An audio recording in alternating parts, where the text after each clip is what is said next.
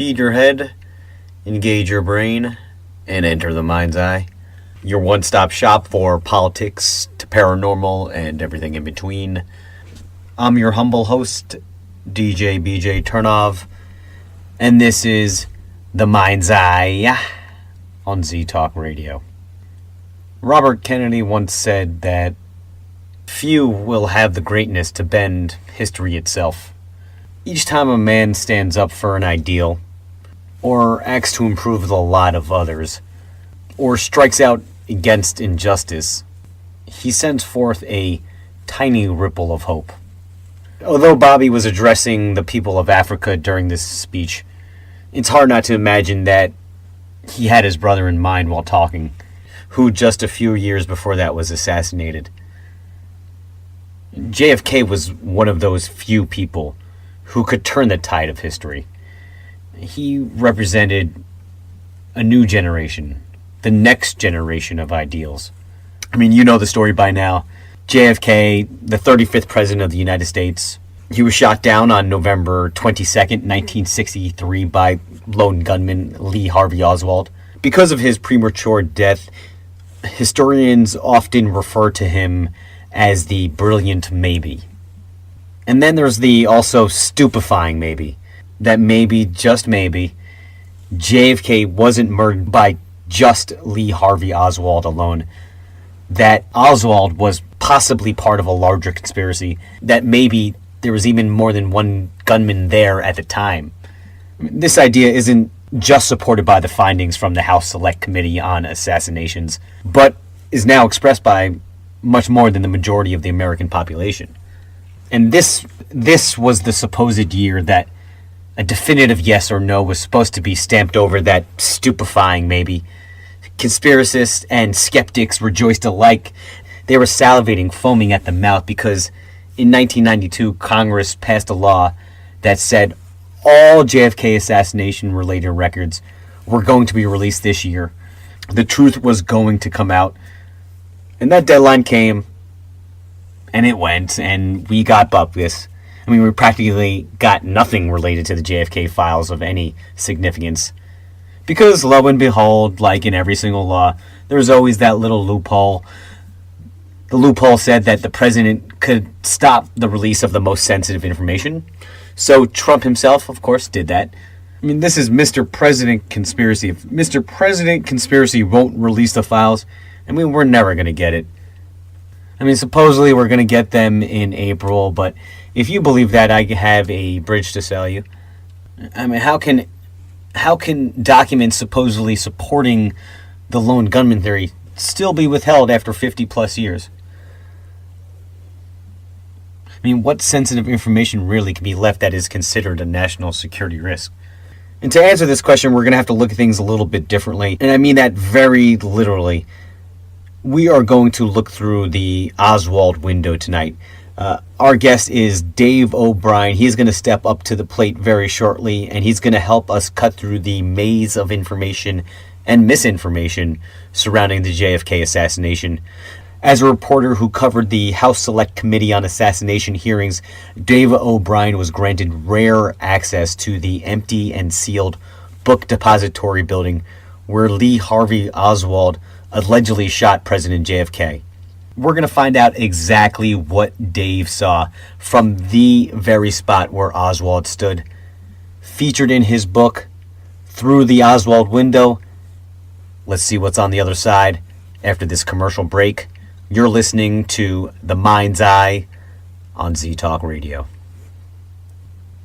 We're back on The Mind's Eye, and proponents of the JFK conspiracy theories, some put forth the idea that the reason why he was assassinated, he was going to neuter the Federal Reserve System, essentially ending their stranglehold over the economy. There's no way we can really say either way, but generally the answer to 99% of all questions is money. So if there was a conspiracy, why would this case be any different? Having said that, JFK was clearly investigating different avenues for the American economy to achieve success without any dependence on certain organizations. He comprehended all those decades ago that the financial system ceased to serve the American people, and that we became the ones serving it. And since his death, it's really only grown worse. 20% of the population owns 80% of the assets. We have to wonder, have big banks become our masters? We just posted a very thought-provoking article of the same name. Check it out now on our social media sites, facebook.com/Mind's Eye Show, and a Twitter handle of the same name, @Mind's Eye Show. On the Twitter page, you can also voice your opinion now on our poll, was there a conspiracy to kill JFK? And at the moment, there's no way that we can answer that question, let alone surmise what the reasons behind it could be. And that is something that we ourselves have investigated in previous JFK specials. But on tonight's episode, we're not really going to look at the why part of it. We're really going to focus on if a lone assassin could really kill JFK from that infamous spot in the 6th floor window. And most people who throw their weight around on the topic never actually stood where Oswald was when he supposedly took that shot. One of the very few who have had access to that spot is our guest tonight. Dave O'Brien is going to talk about revelations from that perspective in his recent book, Through the Oswald Window. See what he saw in just a few moments. This is The Mind's Eye on Z Talk Radio. Not just another new book on the JFK assassination, but a new way of seeing it. We welcome seasoned reporter Dave O'Brien to The Mind's Eye. Much obliged for a moment of your time, Dave. Brian, it's great to be with you. Thank you. And this is the third interview that the show has done. We pretty much do a JFK show every year. And with each one, JFK it's often described as, if you were born and you were living then, you know exactly where, and something that you'll always remember. And I imagine you were probably a little boy then. Do you remember where you were November 22nd, 1963, when Kennedy was killed? I do, Brian. I was in grade 6. The announcement came over the PA system that the president had been shot in Dallas. And even though I was in Toronto at the time, I remember the reactions of the teachers and the adults that I encountered that day. And it just kind of brought everything to a stop. And the thing that clued in for me was I was always keenly interested in history. I really liked JFK as a person, even though I was pretty young. So I was stunned when it happened. Of course, nothing had ever happened like that in my lifetime. And what about the other Canadians? Did they have similar feelings as well? Absolutely. Both the United States was revered at that time here in Canada, and President Kennedy was revered. And I think part of it is because he was so youthful and vibrant, and our Prime Minister at the time, John Diefenbaker, was an old codger, and so the contrast between the two leaders was amazing. They had just met a year earlier, and we were just struck by John Kennedy and of course Jackie, and we came to love them, and we embraced them, and we felt it when Dallas happened. And this year, as you know, obviously is a big year for JFK. This is the year that supposedly the rest of the files were going to be declassified and given out to the public. And I imagine you have been combing through the newly released files, and anything, and you can save anything that you found about what we're going to go into the discussion about your book momentarily. But any new revelations from this new batch? Actually, Brian, it's underwhelming. What was ended up being the result of the documents released. There were two different releases. One was, of course, October 26th, and there was another 676 documents released on, I think it was November 3rd, and again with just totally underwhelming as to its content. The latest batch were CIA documents, and just to give you an example, where the redactions and things still occur. One document that I encountered of the latest batch that was released was a CIA document about the Jim Garrison goings-on in New Orleans, and this was during the Clay Shaw trial. And the first 2 pages of the document are strictly administrative type stuff, the subject matter, how it should be filed, all that kind of stuff. And then when you go to page 2, I think there was something like 31 pages, every page thereafter was completely blank. There wasn't a word in the document whatsoever. So why that was released, or the relevance of it being released, is beyond me. So, but that is really what we have found in the two releases. But I can tell you, Brian, the one thing that is exciting for me as it relates to my book is that we finally have evidence that the CIA and organized crime, as per the documents released, were in the assassination business together, involving multiple plots against Fidel Castro, and also the CIA was also involved in not only with Carlos Marcello in Louisiana and Santo Trafficante in Florida, but of course Sam Giancana of Chicago. And as you know, Brian, we all know now that Giancana helped win the presidency for John Kennedy in 1960.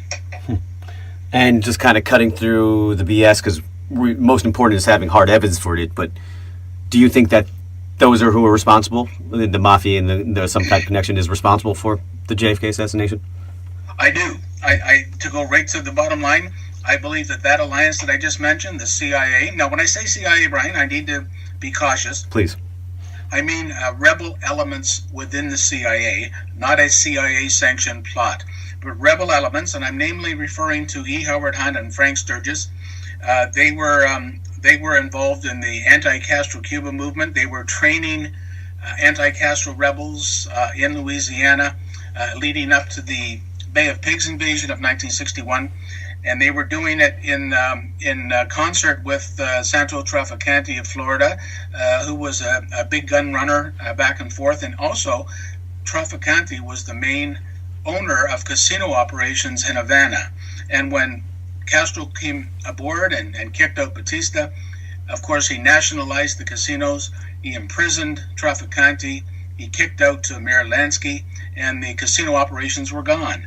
And so what we have is a link between the CIA and organized crime, all involving early 1960s Cuba. And we're going to see how high that went, and we'll save that part for a little bit. But I want you to just give out your social media, because you have a great website, and you can always tell people to refer to, maybe some photograph that you're talking about to the website. So give it out the first, and then we're really going to get into the meat of the show, your book here. Okay, the book is called Through the Oswald Window, and the website is also called throughtheoswaldwindow.com. I also have a Facebook page that you can link to easily through the website.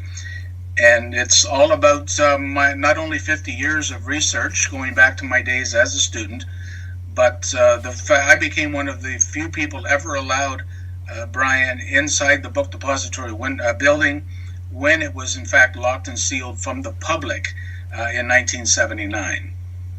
The first thing that came to my mind is that when I was reading your book, and you mentioned that the date that you had the access, which is phenomenal in itself, why did it take almost 30 years for you to come out with this information? Well, I think what happened at that very time, it also coincided with the release of the House Select Committee hearings on assassinations report. And as you may recall, Brian, that changed the game totally, because they concluded there was 4 shots, not 3. They concluded that there was a gunman on the grassy knoll. And you can well imagine that this gave birth to a plethora of JFK conspiracy assassin books. Every conspiracy you could possibly think of, there was just book after book after book. And I call that era the era of misinformation. And I didn't want my information or a book to be part of that era, because it was just ridiculous. I mean, only one theory can be correct, not the hundreds that were available by reading books. And so I was content at that time to just share it with people at my seminars across Canada. And I did do limited writing on it with the newspaper that I was associated with at the time. And then last year, my brother, he said to me, you know what? It's time to write your book. You have a perspective that no other researcher can bring, and these documents are coming out. The timing is right, so write it. And I did, and I'm glad I did. When going in 1979, when you gained that access to, and we're going to talk about your observations momentarily. First, tell us kind of what was your frame of mind going into it. Were you a believer in the official narrative that Harvey Oswald was the lone gunman? And then, since the years since, has your Has it only become more concretely, do you believe it even more now? I was not a believer.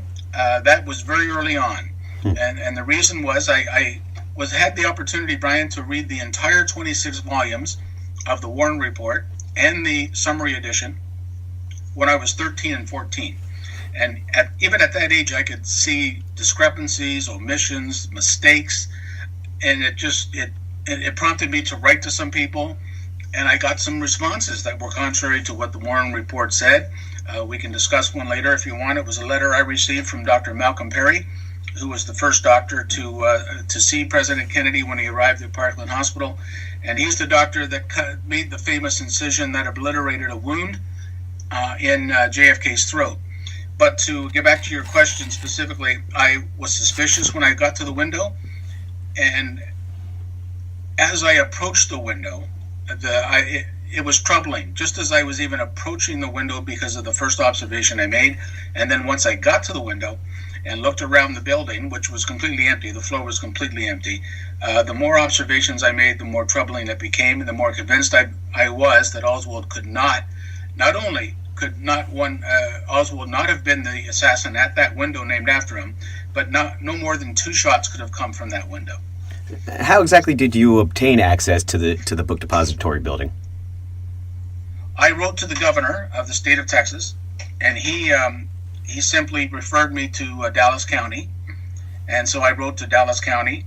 And at the time, I was just a brand new journalist and still doing research, and that's how I postured it. And to my amazement, he said, yes, you can enter the building. He gave me a date.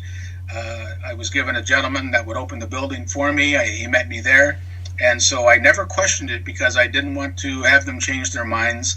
At the time, I didn't realize what a rare occurrence it was for someone to go actually into that building. And what was going on with the property at the time? The 16, almost 17 years after the assassination. It was completely empty and vacant. The entire building. It was cut off from the public. It soon after became a Dallas County records building or a county administrative building of some sort.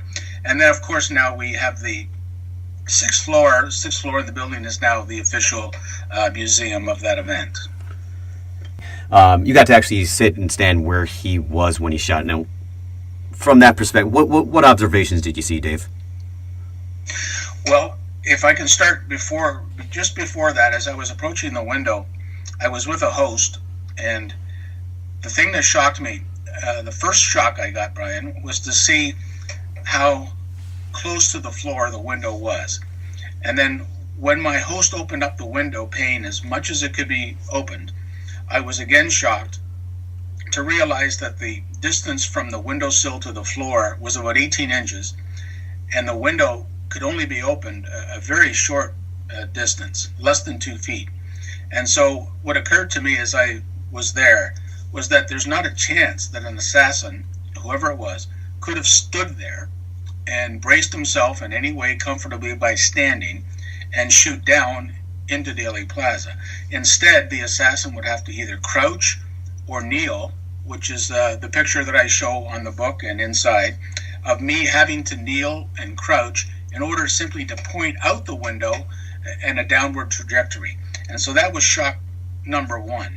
And then when I looked out the window, it didn't take me long to realize that there were a number of problems that were presented to a lone assassin, which of course we have been asked to believe all these years. If you want, I can get into one or two or three of them, whatever you like. I'd love for you to get into as many as you want to get, as many as you want to tell. Please tell us, what other observations did you see? What else did you see that maybe kind of pokes holes a little bit more into the lone gunman story? Well, the first thing that I noticed was if you're standing at the window and you look straight out, you're looking, in fact, down onto Houston Street. And so we know that the president's limousine made a right-hand turn from Main Street onto Houston, and this means that it was approaching the so-called Oswald window and then had to slow down to approximately 3 miles per hour to make a very sharp 90-degree turn from Houston Street onto Elm Street, a left-hand turn. So it occurred to me that if I was the lone assassin that day, and I've got the president approaching me very slowly with no obstructions of any kind, why would I not take the easier shot if my goal was to be there to successfully assassinate the president of the United States? Why would I allow him to make a left-hand turn and begin to move away from me? And this was compounded by my second observation. And the second observation, when I looked to my right, as he would have had to do, was that I saw this large oak tree. And the oak tree was rather quite massive. And it means, just as I would have had to do, the assassin would have to wait for the president to emerge from behind the foliage of the oak tree before he began the shooting. So he couldn't have fired his first shot, if he didn't take it on Houston Street, until the clearing of the oak tree. And the problem with that, Brian, is that between the clearing of the oak tree and the overpass bridge, just a little bit down the ways, it's a very short distance, surprisingly short when you're at the window. So this minimizes his firing time, and it also puts the limousine in a position of escape. And it just doesn't make sense to me, as a lone assassin firing at that window, why I would allow that scenario to play itself out. It just is nonsensical. I'm going to play a little bit of a devil's advocate, and of course I do that respectfully. I think you understand why I have to do that. Now, the oak tree, let's start with the oak tree. You said that was a big obstruction. The foliage would have been a big obstruction. But when you saw it, that was 17 years after the assassination. Also, it wasn't the same time as when the assassination was. So there might not have been quite as many foliage. The tree may not have been as big. So, I mean, how would you respond to someone who says that? Well, I asked the county officials about it, and there was two responses that I got. And it's certainly not perfect, but I have to live with it. Number one, even in 1963, that oak tree was an old, mature tree. So this means that the growth pattern of the tree was finished. And so simply what you had, like in Dallas, much like here in Toronto, is the changes of season don't cause all the leaves to fall from the tree and leave the tree barren. Instead, they simply change color. There is some minor loss of leaves, but hardly anything at all. And the seasons, when I was there in February, and the winter season of November, are much the same. And so I'm led to believe that the foliage of the tree, as I encountered it, would be quite identical to what would have been encountered in 1963. The other thing that I found out was that the House Select Committee on Assassinations reenacted the assassination only a few months prior to me being there. And to the best of their ability, given, I don't know how they went about this, but apparently they tried to trim the tree and make it look as much as it possibly could, based on photographs by the investigators in 1963. So when I was looking down at the tree in Dealey Plaza, I was satisfied that what I was seeing was, in general, very identical to what the assassin would have seen in 1963. And of course, another big part was saying that the shot where he did take it from that window, which is called the Oswald window, would have been a more difficult shot. To explain that, maybe was that window closer to the exit, or maybe he knew, since Oswald worked there, the schedule of the people that would be going in and out. What do you think about that? Well, in fact, it's the opposite. Right. The southeast corner window, the Oswald window, was the furthest possible location from the window to the stairwell that we know that he took. And this caused me to make an observation as well and run a test while I was there. I looked over to my right, and I saw an identical window at the west end of the building. I then walked over. Took a few seconds. I walked over to the southwest corner window, and it was the exact same thing. You could open it up just a little bit. The windowsill was the same. Everything was the same, except that if you look down into the kill site, the oak tree is much, much less of a factor, because you're almost past the oak tree. So it's simply a matter of, once the president emerges from behind the foliage, you've got completely clear shot, and a much closer shot than what you would from the southeast corner window. The second observation I made at that moment, Brian, was that from the southwest corner window, all he had to do was turn around and walk straight to the stairwell and cut his time terrifically in half, literally. Because we have to remember, I was there when the building was empty. Back in '63, there were rows and rows of boxes and assembly lines and stuff like that he would have to negotiate through in order to get to the window, or rather to the stairwell in the northwest corner. And so I did a test. I went from the southeast corner window and I ran down that stairwell to the second floor lunchroom, because the Warren Commission has us believe that Oswald did that in 90 seconds, precisely almost, where he encountered a police officer with a gun pointed at him. And the officer let him go. And the officer, Marion Baker, let him go because Oswald was completely calm, relaxed, non-flustered. He wasn't sweating. He wasn't panting, nothing. I was in pretty good shape back then. I got to the second floor lunchroom in 90 seconds. But when I did, I was out of breath and I was slightly flushed. My palms were sweaty. And if somebody had encountered me at that moment, with especially a gun, with a policeman behind the gun, I think I wouldn't have been calm and collected as the commission said Oswald was. But the officer said he was so calm and collected, he had no suspicions of him. And Roy Truly, the superintendent, said, oh, he has a right to be here, he works here. And off they went to try to find someone of suspicion. And so my test from that window proves, in my books, that Oswald could not have been the assassin at the window named after him. But wouldn't have Oswald been trained in dealing with those type of situations? Was he Marines or Army? Off the top of my head, I can't remember for whatever reason. So he wouldn't have been trained to deal with nerve-wracking situations to be calm. Well, he was never in a combat situation. He was a radar technician, and he was a mediocre marksman. So when he was given the opportunity to practice combat situations, he was mediocre at best. He just passed the lowest form of marksmanship that you could.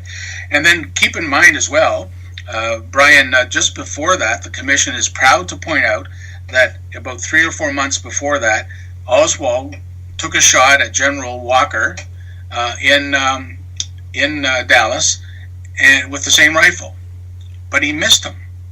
So he missed the stationary target with the same rifle from about a third of the distance. And yet the interesting thing was, when he got home, because he actually had to come home by bus, when he walked in the door, he was all sweaty and nervous and all out of sorts, according to his wife, Marina Oswald. And then he told her, I just tried to kill General Walker, and I don't know how I did. And he was very, very upset and just totally a wreck. And so we're asked now to believe that in an assassination where there's a moving target under the immense pressure of that moment, that he was totally calm and collected despite running down 4 flights of stairs. I'm just not buying it. And so the Warren Commission wants people to believe that that was almost a test run of sorts, and that also proves that of his pro-Cuban motives as well. And so, and wouldn't that say with test, that'd be a test run, he could practice for a few months, and then wouldn't he be capable of doing so? I mean, it's hard to say no definitively for sure, but there's just no evidence to suggest that Oswald had the capabilities to pull it off, especially when FBI marksman who test fired his rifle and using his ammunition, only one FBI marksman was able to get off 3 shots in 5.6 seconds with any degree of accuracy, but he wasn't under any pressure to fire the first shot, as Oswald would have been, or whoever it was at that window.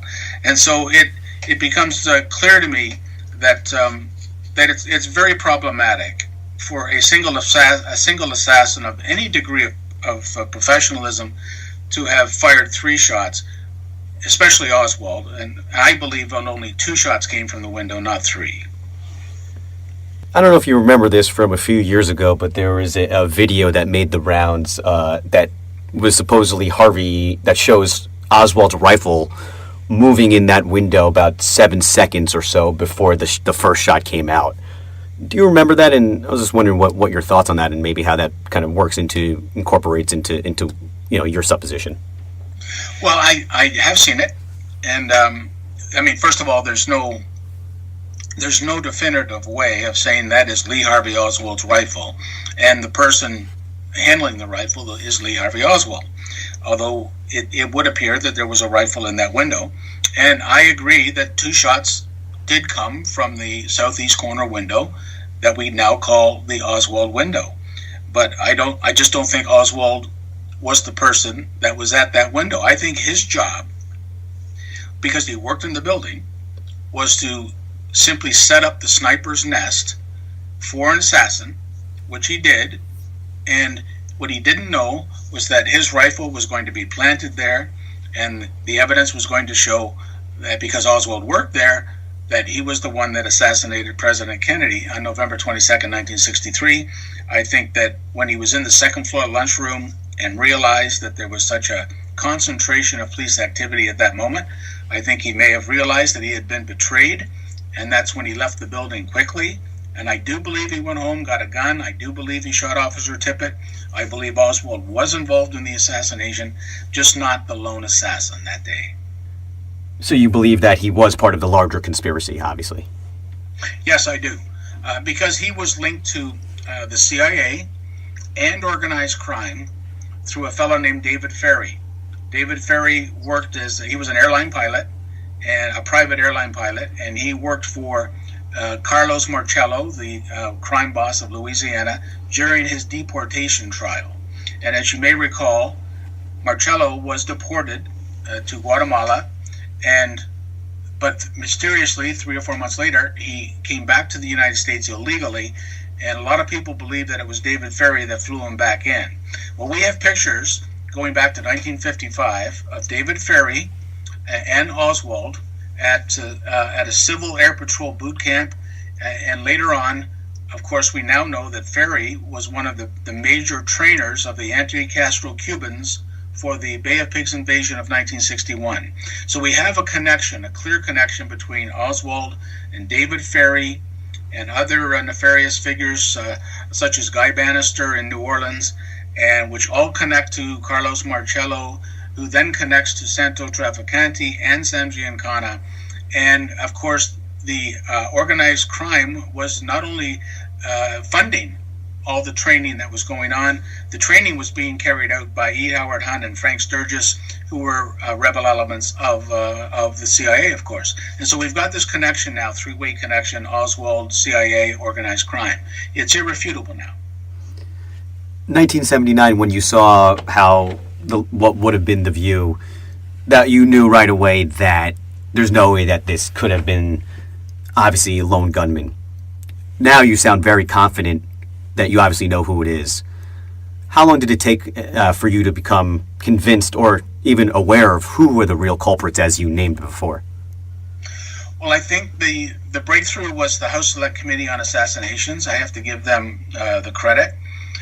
They were the ones that came out and said that while they could not definitively state who the conspirators were, but they simply felt that there was overwhelming evidence to suggest that members of organized crime were involved in the assassination of the president. And they pointed to a number of things, the most persuasive of which is Jack Ruby's phone calls in the weeks leading up to the assassination. They did a tracking of those phone records, and the calls that he made to notorious mafia figures all over America in the weeks leading up, and especially the 2 or 3 days before, was incredible. I mean, literally 300 or 400 phone calls within a 90-day period, all to organized crime figures. And then we're to believe that he was simply emotionally overwrought and decided to kill Oswald to spare Jackie the ordeal of having to return to Dallas for a trial. It just doesn't wash anymore. It is very hard to swallow, and one of the things for me that is hard to swallow is we touched on briefly about some of his motives before, and that's possibly how one of them was that he feared that he was pro-Cuba, and then another way that the Warren Commission described his motives was he wanted to be remembered in history. Yet to his dying, to the day that he was shot, he claimed he was a patsy and that he didn't even shoot anybody. I mean, to me, that's one of the most problematic aspects to it. Exactly. I mean, he had the world stage in the 48 hours after the assassination. And on no less than 3 different occasions, when he could have said, I did it for Fidel, or I did it for communists, he could have been the hero of somebody, and he declined. He simply said, I didn't shoot anybody. I'm just a patsy. And I think what you've just pointed out, Brian, is key. They never could establish a clear motive for shooting the President of the United States. And the thing that I'm hopeful of still is the remaining documents, which are to be released, may center around Oswald's trip to Mexico City, where he visited the Cuban and Soviet embassies. And we are hopeful that that may shed some light, if they're not too heavily redacted, on the connection of Oswald and Cuba, Oswald and the Soviets, which is the scenario that I have in the final chapter of my book. Last of the declassified files, 100% are supposed to come out in 2038. Do we really think that these are going to come out? And do we really find that? Do we think that? I mean, why would they've had all these years to sanitize the documents? So if it's true, why would there be any documents left to be given out that would say or even tell us who it was? I mean, do we really think this is going to happen? Well, the skeptics, of which I'm one. Me too, obviously. Yes, thank you. I would say no. They're trying to expedite that because of this recent release of files by President Trump.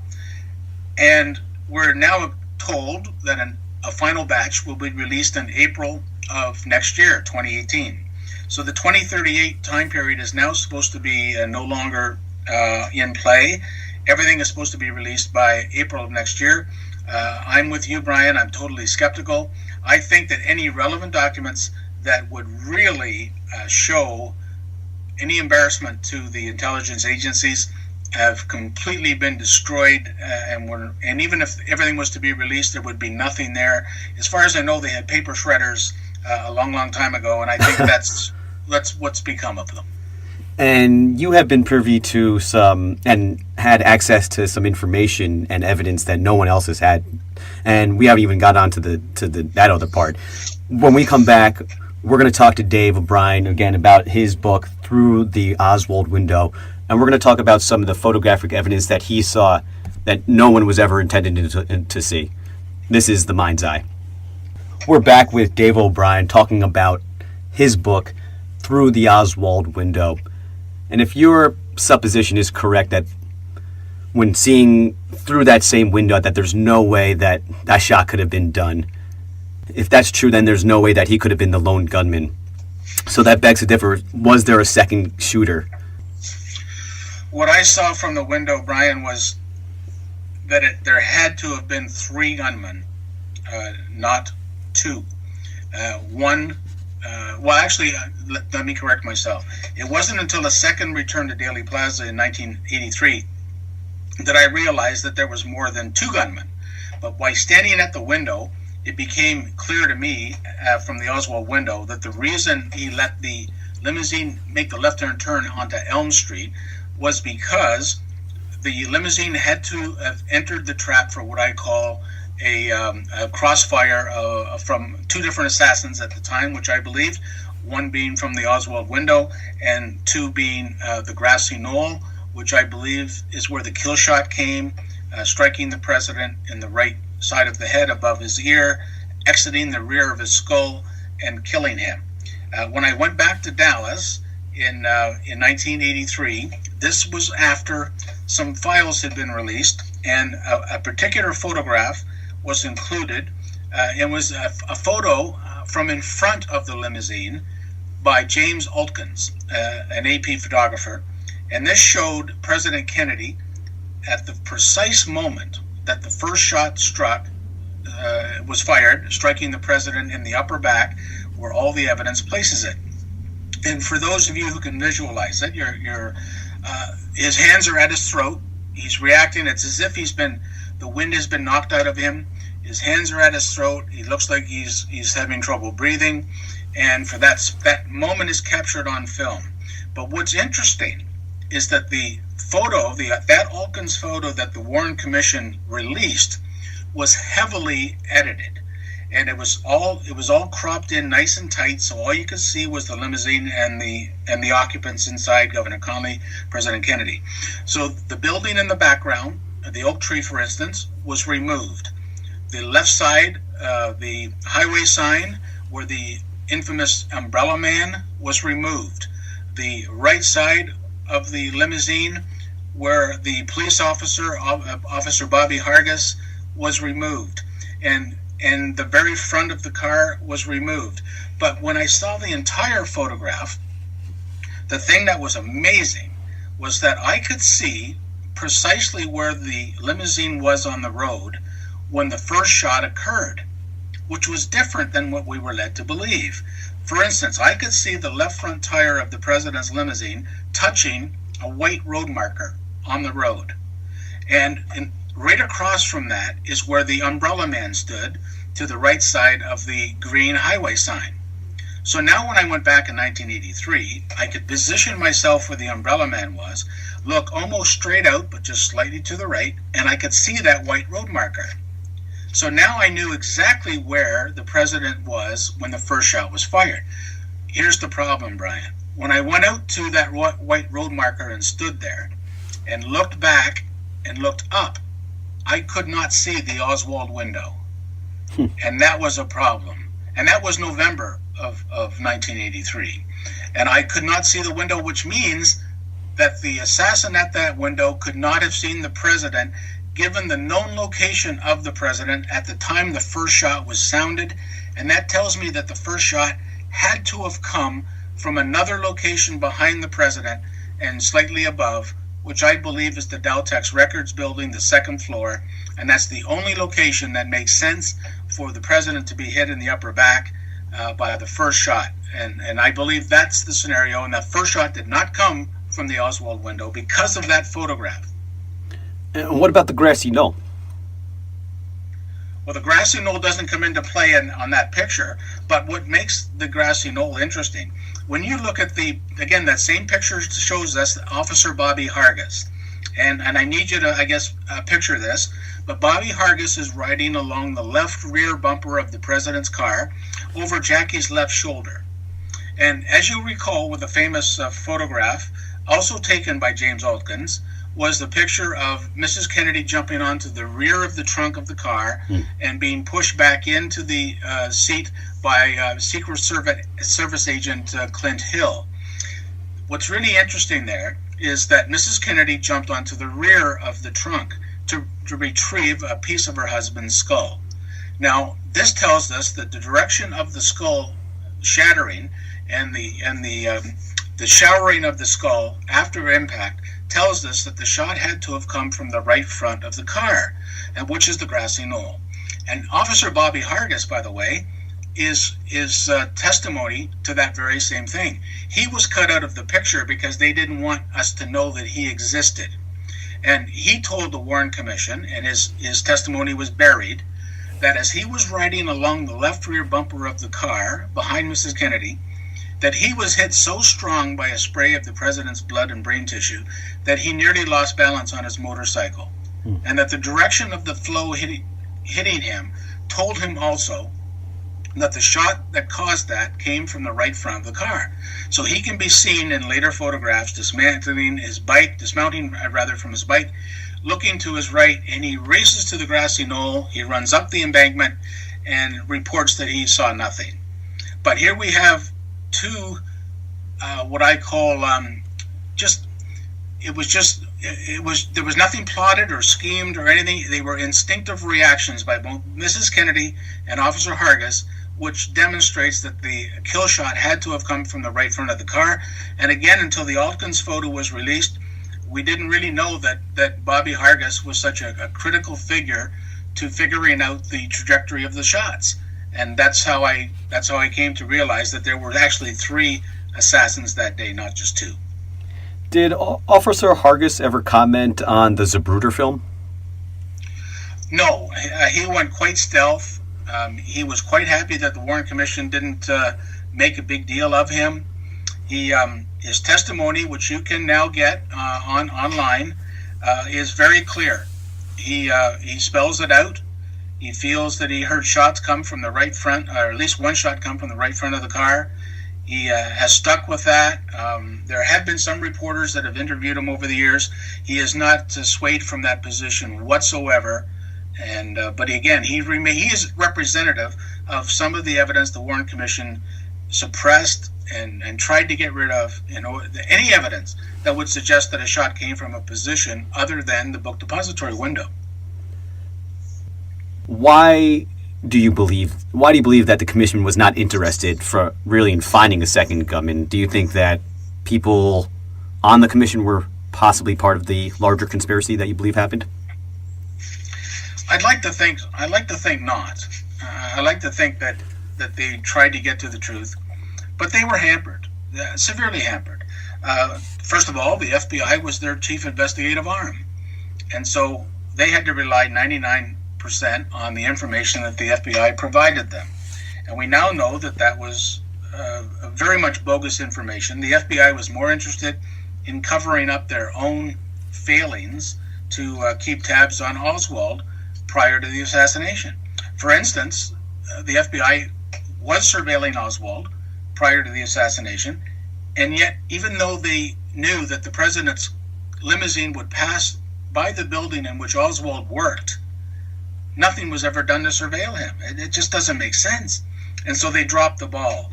And I think the CIA is the same. They were trying to cover up their failings with the assassination, and so were naval intelligence. And so I think the Warren Commission, to be fair to them, were severely hampered with a lot of evidence that they never really got to see. And when they came up with the single bullet theory, which was just completely fabrication, it at least gave them the ability to say that, as far as they knew, one person killed President Kennedy, and that was Lee Harvey Oswald, because they encountered in their own investigation very little evidence that would suggest otherwise. It's only been through the Freedom of Information Act since 1967 that these other documents have come out slowly, drip by drip, which indicate that there was a lot of evidence that shows otherwise. But I don't think that the commission was necessarily part of a major conspiracy. You just talked about the magic bullet, and that has been talked to death, over and over again. But for me, I think the part that really needs to be highlighted most about that is the fact that, the biggest part of that and why there's so many holes, pun intended, I guess, on some level, is that the same bullet that I guess killed Kennedy also hit Governor Connolly, who was in front of Kennedy. But on top of that, because I'm not a forensics or anything like that, but Governor Connolly himself said there's just no way that was true. That's correct, and it goes beyond that. First of all, it really all comes down to this, Brian. If one bullet did not cause all the non-fatal wounds on the two men, then there had to be two gunmen. And the reason for that is Governor Connolly is shown to be reacting to his non-fatal wounds about 1 second after President Kennedy is shown to be reacting to his non-fatal wounds, which we can see in the James Elkins photo. And so the problem is, because they were only seated about 3 feet apart, is either Connolly was hit by the same shot that first struck President Kennedy, or he was hit by a second shot fired almost simultaneous to the first.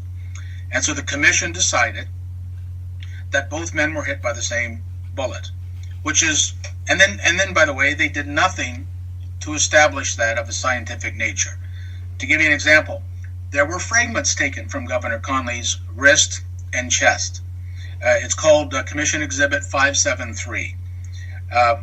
They were never test fired, or ballistic tests were ever done on them by the FBI to match them to the magic bullet found at Parkland Hospital. Well, why wouldn't that be done? I mean, that is proof positive that these fragments came from that bullet, and now you know that at least Governor Connolly was hit by that bullet. And so there's a lack of ballistic tests on Commission Exhibit 399, which is the magic bullet, and there was just no effort to prove beyond any reasonable doubt that this one bullet caused all those wounds, and it's a complete fabrication. And that's why we call it the magic bullet, and it remains mysterious to this day. One of the ideas that conspiracists that believe that there was not a lone gunman was that being that there was a lot of lapses in the autopsy. And that's something that we've discussed before, but in your book you have some interesting things to say about it. So I want to give a chance for you to talk about that. Well, the thing that, first of all, I have to say the autopsy, which should have been the single most piece of evidence that established exactly what happened, because there was no DNA science back then, it ended up confusing the matter completely. The reason, number one, the three doctors that performed the autopsy on President Kennedy, not one of them had ever before conducted an autopsy involving death caused by gunfire. They were general hospital pathologists, not forensic pathologists, and the difference is humongous. So that's number one. Number two, I mentioned Dr. Perry a little bit ago. He performed an incision on President Kennedy's throat to insert a tube to restore his breathing. In doing so, Dr. Perry obliterated a small circular wound in President Kennedy's throat, which he described as round and circular and neat, about the diameter of a pencil. And here's the problem.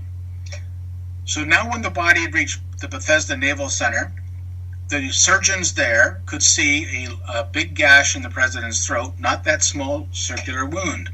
So they immediately said, tracheal incision, routine procedure, and they therefore conducted the entire autopsy on the president, not knowing that the president had this wound on the body, which they had not accounted for. And this, of course, is what autopsies are supposed to do. Now, a skilled forensic pathologist, before even conducting the autopsy, would have called the Parkland doctors to get their observations. This wasn't done.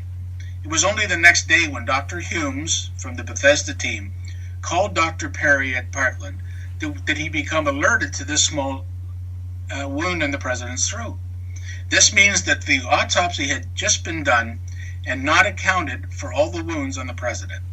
And so what's interesting about that, Brian, is that when Dr. Humes examined the president's back and saw that wound in the president's back, he examined it. And he felt that he could feel the end of the wound by his second knuckle. And he determined that the bullet that entered the president's back entered a short distance and fell out of the body during external cardiac massage at Parkland Hospital.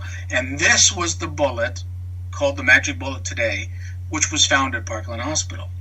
But when he talked to Dr. Humes the next day, he said, oh my, we've got a wound that hasn't been accounted for. So guess what? The bullet that struck President in the back did go through the body, even though there's no evidence that it did.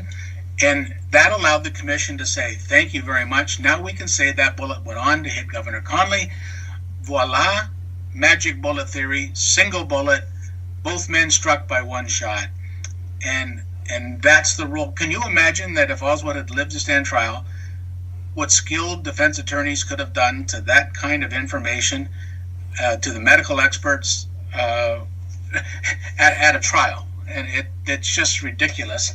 And that's what I learned from Dr. Perry, was that he believed that the wound more resembled an entry wound, not an exit wound. That testimony was never revealed by the Warren Commission. But it was in his letter to me, which I publish in the book. And so that's the problem with the autopsy. Now, there's many more things problematic with the autopsy, such as the use of schematic drawings versus actual photographs and x-rays, which are completely inaccurate and misrepresentative of the wounds on the president's body.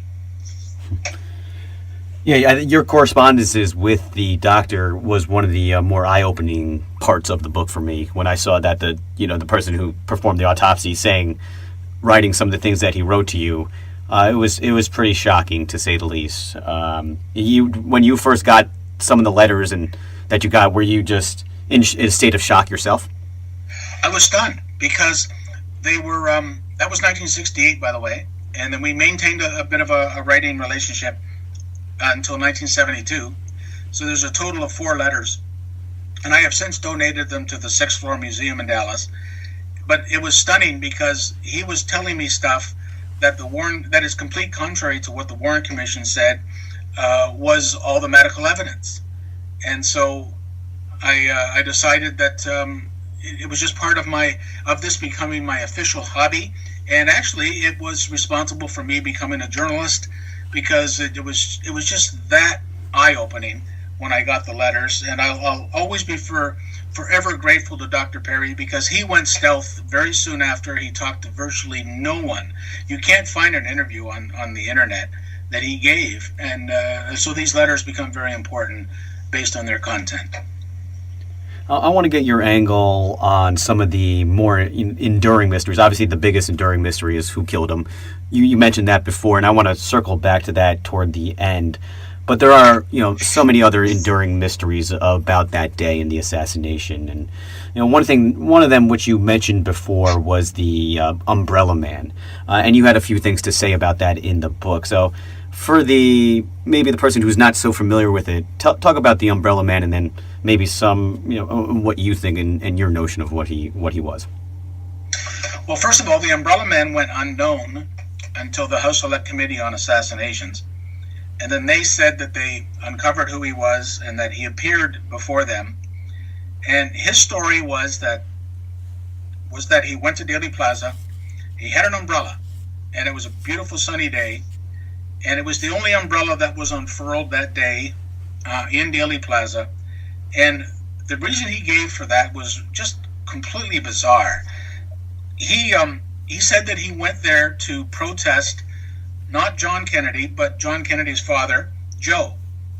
And going back to the Second World War and Joe Kennedy's support of Hitler when he was U.S. ambassador to Britain. And so he went there thinking that if he unfurled his umbrella, it would remind John Kennedy of his father's support of Hitler, and it would rankle him. And so that's all he said he was trying to do. But the problem with it is that he took a spot which is very strategic to the crossfire, or triangulation actually, of crossfire that day in Dealey Plaza. And he opened the umbrella at the precise moment that the shots began, and he unfurled it, or put it back into its place, as soon as the shots stopped. He then sat down on the curb, and he was joined there by a Latin American looking fellow who sat there beside him. And he claims that he never saw the man, never spoke to the man, didn't know who he was. And then they both get up and just walk away. Well, what's interesting is that we don't even know if there was an effort to find him, because he never appeared to the Warren Commission. He was never questioned by the FBI or Dallas police. He just disappeared until 1978. And then he gives that story. And so he remains suspicious, simply because it just doesn't add up to why he was there, and the coincidence of him, where he was, and the timing involved in him using the umbrella. It's ridiculous. As you could tell, I don't believe the official narrative like you. But this part one, it's so strange, the political protest, that I feel like it could be true. That's something I would do, is something so specific and unique. That it's it's one of those things where it's so strange, maybe it actually is true. But let's follow that path down a little bit. Did anyone ever find any connections between the Umbrella Man and, I guess, any government factions or related to the possible culprits? No, they didn't. And I don't know how much the House Select Committee on Assassinations dug into it. They had him appear there. He gave a statement, and off he went, and that was it. So, but as far as I know, there are no clandestine connections that we can unfurl involving the Umbrella Man and any kind of clandestine operation or anything. He doesn't seem to have any political views other than this going all the way back to World War II. It just doesn't make sense. There's no evidence that he hated John F. Kennedy, liked him, was Republican, Democrat. It's very little about him, and so he remains a mystery. And it's like we've simply accepted his statement, and it was an innocent thing, and there's no evidence to say that he was involved or not involved. It's just really where it stands to this very day. Another part that you talked about in the book was that there was an unidentified police motorcycle cop who was, I believe, leading the route for the president, but then made a bit of a different turn that wasn't originally intended. Talk about that a little bit. Well, it's we call it the domino theory. The limousine. Anytime you have a presidential procession, you've got lead officers, and when a right-hand turn is involved or required, the right-hand officer will make that turn, and like the dominoes, everyone else will follow. And when a left-hand turn is required, the left cop will make that turn, and everyone will follow. Well, we can see this officer cause the right-hand turn from Main Street onto Houston Street, and this began the president's limousine approaching the so-called Oswald window, and that puts him right in the target of the assassin. The problem is that we have conflicting reports as to the nature of the parade route. I think it's the Dallas Morning News that showed that the president's car would go straight through Main Street. There would be no turn onto Houston Street and a subsequent turn onto Elm Street. The Dallas Times-Herald shows a turn from Houston Street onto Elm Street, and so it's not clear to this day why there was this difference.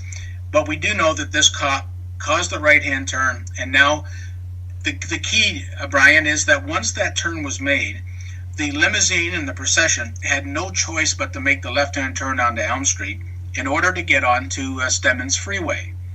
And so, having done his duty and caused that turn, you can see on the Zapruder film the cop continue along Houston Street and not make the left-hand turn onto Elm Street.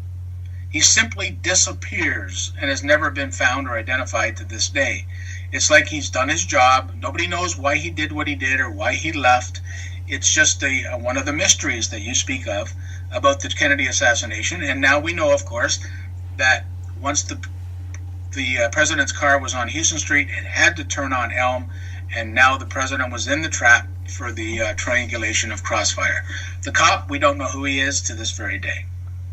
And they were never, I mean, it seems weird that the police wouldn't be able to track their own vehicles or policemen. Do you think it's possible that it was just someone maybe in a costume of sorts? I don't know if I take it that far, but the one thing that's interesting is the only official comments we've heard about it is that it was pointed out that it wasn't that just Dallas police that were involved in on the parade route, because it was such a big operation, that other police departments from the outskirts of Dallas and other areas were brought in, and so they're trying to reason that it wasn't unnatural for officers to not know everybody. And so, whereas if it was just a small little operation where everyone knows who they are, then the scenario you point out would be possible. But they say, well, there were so many cops from so many precincts and so many divisions in and around Dallas that it just wasn't possible that everyone could know exactly who everyone else was. And that's really the extent of what we have to explain this. Just to play devil's advocate again, maybe to explain why the change or the discrepancy between the newspapers and the actual eventual change of route. I mean, if you were planning a parade that the JFK that you knew the president was going to be, you would tell people, it'd be almost a form of distraction. Hey, we're going to be here. And then, for, would-be assassin, that might, be some type of foolery for it. So to me, that part always kind of made sense why there was a discrepancy between the newspaper and the actual route. I mean, what do you think about that? I'm not sure that I'm getting that. For example, you said that the newspapers printed the route of the direction of the president was going, right? Of the parade. Yes. And then the parade, it actually went in a different way, didn't it? Than what it was printed? Well, there was one that said that there was not going to be any turn onto Houston Street. And then there was one newspaper that said that there was going to be a turn onto Houston Street. So depending on what newspaper you read, there's where the conflict happens. The limousine, from what I understand, was never supposed to make that turn onto Houston Street, continue along Main Street. Had it done so, by the way, Brian, it would have been a much more difficult shot from anyone from the southeast corner window, because the car was quite a ways further out. But when it did make the turn, as one of the newspapers suggested it was supposed to, then of course that set the stage for what we're talking about here today. So one of the problems that I've encountered is that people have said to me, well, why does Zapruder stand where he stood? Why do some of the witnesses, why were they on Elm Street right underneath the Book Depository building if the president's car was supposed to continue on Main? And that's a good point. And so they asked Zapruder, why were you there? Where you were? And he said, well, I hadn't seen any newspapers. I hadn't seen any radio accounts. I just heard that he was going to go through Daly Plaza. I got my camera. I went to Daly Plaza. I looked around. I simply took up a position that I thought would get me a home movie of the president's visit, and that's what I did. And as far as other people go, what's really interesting, if you look at the Zapruder film, is you'll see quite a few people standing along Main Street on the grass, waiting for the limousine to go by them on Main Street. And when it doesn't, when it turns right onto Houston Street, these people turn around and start running toward Elm Street, knowing, because they know the area, that the president now has to make a left-hand turn onto Elm in order to get to the highway. So we have evidence of people being confused by the parade route based on two different publications of the parade route by Dallas newspapers. And the routes were probably given to them by the police. I just feel like that would probably be a tactical decision to have less people in one area, and then also maybe to, as a form of confusion for someone like, a gunman who would want to kill JFK, like exactly what happened.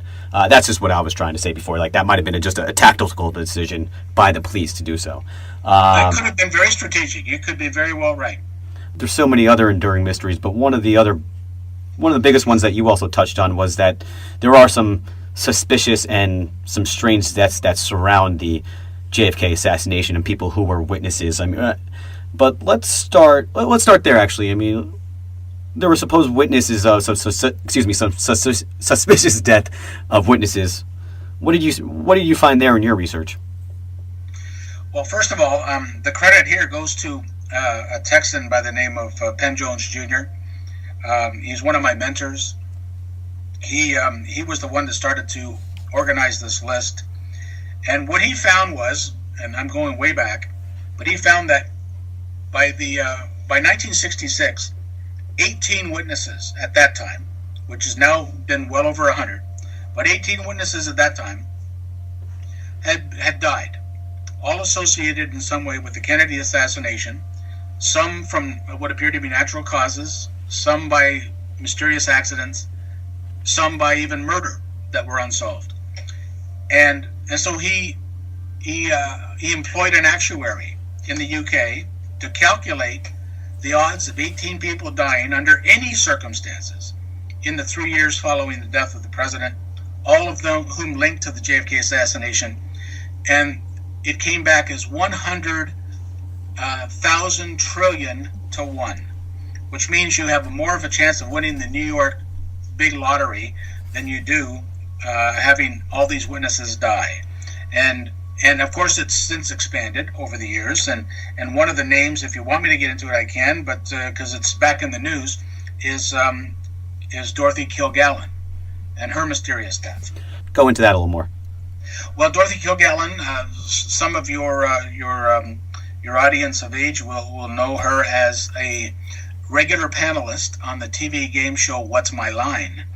And so she was famous. She was on TV every week. But a lot of people don't know also that she was a very respected New York newspaper person. And she, for instance, was just about to reveal a story for the first time, divulging that Kennedy had an affair with Marilyn Monroe. But the big scoop that she had, that no one else did have, was that she was granted private access to Jack Ruby. And this was during his between trials, when he was waiting for a retrial, because he was granted on appeal, he was granted a retrial. She was the only one that ever got a chance to sit down with Jack Ruby by himself. She came out of that interview, and we have it on film. She says, "What Jack Ruby told me will shatter the world." That's what she says. Well, less than 10 days later, as you can probably surmise, nothing ever became of it, because number one, she refused to add to it or disclose anything because she planned to write about it for her newspaper. That never happened. Because 10 days after that, she was found dead from an alcohol and barbiturate overdose. Her friends point out that she was a complete non-drinker. So she chose a very unusual way of killing herself. And the question is, why would she do that when she was on the brink of one of the most massive scoops that any reporter would give their right arm for? It just doesn't make sense at all. And then on top of that, she had a close friend and who knew Dorothy Kilgallen obviously very well. And she was also found dead in her apartment very soon after Dorothy Kilgallen from a karate chop to the neck. And to tie this all up in a nice neat bow, Brian, her notes from that interview with Ruby have never been found to this day. And so we don't know what Jack Ruby told Dorothy Kilgallen that would have shattered the world. And as you just alluded to, Cyrus Hunt, Cyrus Vance, rather, the District Attorney of New York has just announced last year that the case has been reopened based on new evidence. And so hopefully we will get to the bottom of how Dorothy Kilgallen actually died. Any connections in the precinct to know what that new evidence was? Well, there was a book written, and geez, forgive me for not being able to recount it off the top of my head, but this reporter talked to a lot of friends of Dorothy Kilgallen, and she apparently gave out tidbits of information, all suggesting that there was a conspiracy and that the story that was concocted of Ruby being so distraught that he wanted to save Mrs. Kennedy, the ordeal of having to come back to Dallas, was all rubbish. And in fact, this reporter, I think, was one of the people that said that when Ruby's room was searched after he shot Oswald, there was a newspaper right on his bed with an article saying that Jackie would not have to return to Dallas, that she could just simply submit a video deposition, and that would be good enough. And so it just starts to unravel, and hopefully this investigation will lead to that kind of information coming forth. How high, that you believe is the ultimate culprit for the assassination, how high does it go up, Dave? Well, I don't think it's a matter of how high it goes up, because, again, I don't think it was a sanctioned CIA plot. Right. But what's interesting is that the rebel elements of the CIA that were involved with organized crime are notorious figures. E. Howard Hunt and Frank Sturgis. Now, Watergate. both of them, yep. As I said, were involved in the Bay of Pigs invasion, training anti-Cuban rebels for the invasion, and they were just totally irritated when John Kennedy, at the last moment, denied air cover. It turned into a fiasco, many hundreds dead, others captured. And then after the Cuban Missile Crisis, in which Kennedy said, "We will never invade Cuba," that's when I believe the target switched from Fidel Castro to John Kennedy. And so E. Howard Hunt and Frank Sturgis emerge in history later on. Watergate. In 1972, they were both arrested for being involved in the Watergate break-in, and both served jail time. And so they are rather notorious figures that go all the way back to 1960s Cuba as part of the CIA operation. Now, the CIA did plan the Bay of Pigs, and then I think Hunt and Sturgis broke off from that when the operation was suspended, and that's when this whole assassination thing took form. Did E. Howard Hunt, on his deathbed, did he have any confession about JFK? He did, to an extent. He admitted that he was in Dallas that day that the president was killed, but he refused to say whether he was one of the famous tramps that were arrested that day. A lot of people think that he was. Sure looks like him. Or whether he was just there for some other purpose, because we know Richard Nixon was also there that day in the area. And so he admits to being in Dallas. He admits to this clandestine operation. but he never identifies himself or Sturgis as an assassin or in any way involved in the conspiracy to kill President Kennedy. Some people believe that Lyndon Johnson was part of it. What do you think? I don't think so. But I do believe this. There were two conspiracies, Brian. One, to kill the President of the United States, and two, to cover it up. And all we have to do is look at LBJ when it comes to the cover-up. He's the one, for whatever reason, decided that there were thousands of documents that should be classified top secret and not seen by the American people for 75 years, which is 2038. Why? Why would that be necessary if it was one lone nut shooting at President Kennedy in Dallas that day? It just doesn't make sense. So when it comes to the cover-up part of this whole dilemma, LBJ is front and center. He led the way, and thankfully it's starting to fall apart. And the polls say that most Americans now believe that there was a larger conspiracy, and I think that's a testament to the work done before you that you're standing on, and of course the work that you're doing now. 75% is the latest poll indicate that people believe there was a conspiracy and more than one gunman involved in the assassination of President Kennedy.